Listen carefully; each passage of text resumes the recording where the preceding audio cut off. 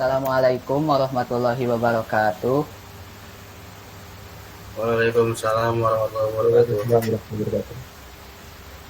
Perkenalkan, kami dari kelompok 5 akan mempresentasikan hukum Bernoulli. Berikut nama-nama anggota dari kelompok 5. Yang pertama ada Yanwar Agung, yang kedua Nur Hidayah, yang ketiga Ahmad Mustafa, yang keempat Jonathan Gultom, yang kelima Spassky Radityo, yang keenam Gani Atallah, dan yang terakhir Sirojudin Imam. Untuk pembahasan yang pertama, definisi hukum Bernoulli akan disampaikan oleh Nur Hidayah. Silakan. Definisi hukum Bernoulli. Hukum Bernoulli adalah fluida dalam komposisi ideal yang memenuhi ciri-ciri atau karakteristik mengalir melalui aliran lunak dan garis-garis arus tak kental hingga tak compressible. Perlu diketahui bahwa hukum Bernoulli hanya bisa diterapkan pada zat cair mengalir dengan kecepatan yang berbeda-beda melalui sebuah pipa. Hukum ini pada intinya menekan bahwa suatu tekanan akan menurun apabila kecepatan aliran fluida mengalami kenaikan atau peningkatan. Next. Baik, berikutnya persamaan hukum Bernoulli akan disampaikan oleh Spassky. Dipersilahkan. Persamaan hukum Bernoulli. Persamaan hukum Bernoulli erat kaitannya dengan tekanan, kecepatan, dan ketinggian dari dua titik poin dengan aliran fluida yang massa jenis.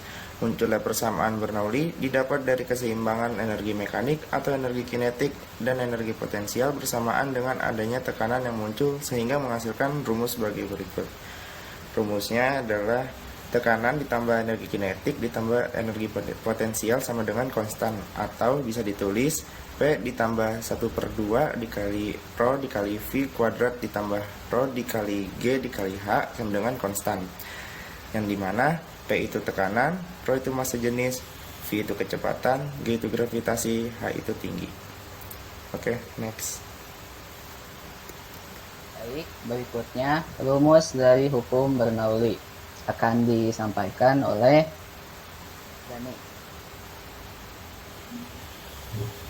Hukum Bernoulli ada dua, yaitu aliran termampatkan dan yang kedua aliran tak termampatkan. Nah, yang pertama aliran tak termampatkan. Aliran tak termampatkan rumusnya adalah seperti yang dijelaskan oleh Spassky, yaitu Rho ditambah P ditambah setengah Rho V kuadrat ditambah Rho GH sama dengan konstan. Sedangkan rumus yang kedua yaitu aliran termampatkan. Rumusnya adalah P kuadrat per 2 ditambah theta ditambah W sama dengan konstan, yaitu di mana theta adalah energi potensial gravitasi per satuan massa. Jika gravitasi konstan, maka theta adalah sama dengan G kali H.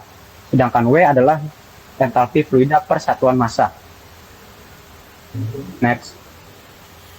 Baik, terima kasih Jonathan atas pemaparan tentang hukum Bernoulli rumusnya. Yang berikutnya, pemaparan prinsip hukum Bernoulli akan disampaikan oleh Gani. Prinsip hukum Bernoulli itu salah satunya istilah yang digunakan dalam mekanika fluida yang menjelaskan terkait adanya peningkatan dalam fluida. Peningkatan fluida ini akan memunculkan suatu penurunan terhadap tekanan aliran yang terdapat di dalam aliran fluida. Prinsip hukum Bernoulli adalah hasil penyederhanaan dari persamaan Bernoulli.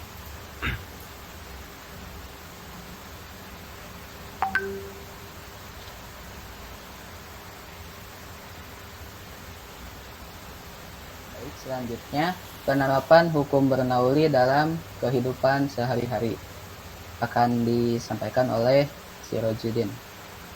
Ya, di sini saya akan menyampaikan tentang penerapan hukum Bernoulli dalam kehidupan sehari-hari. Yang pertama adalah mengendarai sepeda motor.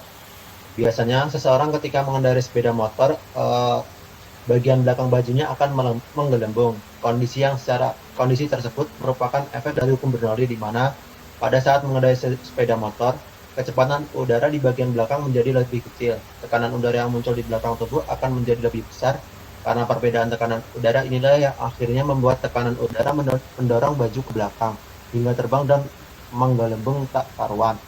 Yang kemudian adalah menekan selang air.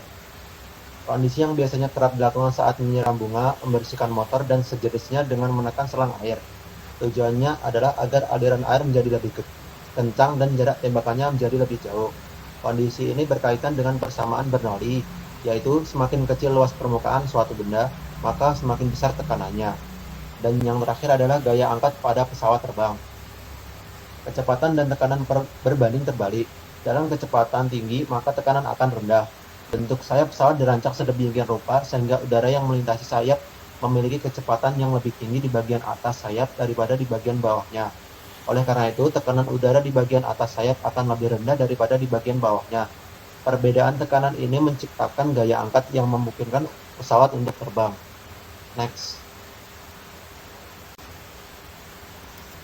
Baik, untuk slide berikutnya kita akan mengerjakan contoh soal.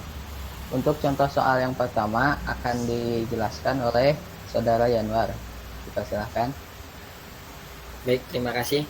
Setelah kita mendapatkan beberapa materi di sebelumnya, kita akan memberikan beberapa contoh soal. Soal yang pertama, sebuah penampung air yang cukup besar memiliki ketinggian permukaan air 70 cm dari dasar penampung air.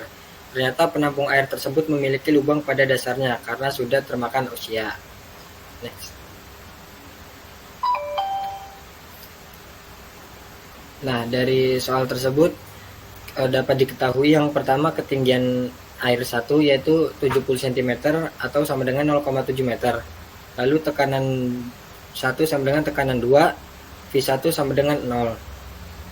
Rho air seperti yang kita tahu sama dengan 1000 kg per meter pangkat 3 dan kecepatan gravitasi 10 meter per second kuadrat. Ditanya kecepatan 2. Untuk mengerjakan soal tersebut kita menggunakan rumus yang konstan di awal, yaitu tekanan 1 ditambah setengah rho V1 kuadrat ditambah rho GH1 sama dengan tekanan 2 ditambah setengah rho V2 kuadrat ditambah rho GH2. P1 sama dengan 0 ditambah rho G dikali 0,7 meter sama dengan tekanan 2 ditambah setengah rho V2 kuadrat ditambah 0. Lalu kita mendapatkan hasil rho G dikali 0,7 meter sama dengan 1/2 rho V2 kuadrat sama dengan 10 dikali 0,7 sama dengan setengah V2 kuadrat. Jadi V2 yang kita dapat sama dengan 3,74 meter per second. Next. Baik, untuk contoh soal berikutnya akan dijelaskan oleh saya.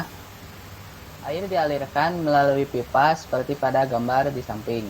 Besar kecepatan air pada titik yang ke-1 itu 3 meter per second dan tekanannya P1 sama dengan 12.300.